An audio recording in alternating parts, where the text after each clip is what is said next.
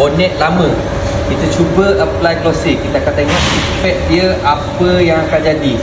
So kalau ikut glossy ultimate coating, dia cakap akan buat kereta lagi berkilat. Lepas tu pun jadi susah nak potong sebab tak lekat air. So push.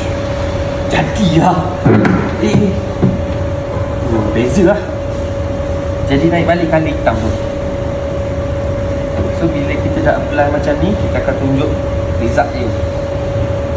Cuba tengok air sikit, tengok macam mana.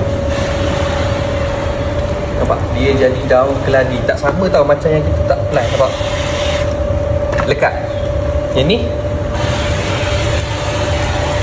tak lekat. So tak semestinya untuk kereta baru. Untuk kereta yang dah 5 tahun pun boleh apply glossy ultimate coating. Korang wajib pakai kalau korang nak kereta korang berkilat.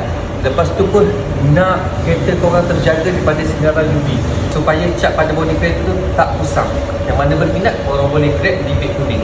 Apa yang korang dapat? Kain sekali glossy. Dan yang paling penting kat sini lah, kilat, efek hidrophobic yang susah lekat air. So susah lekat air, susah nak kotor, dan UV shield untuk protect kereta korang daripada cat pudar.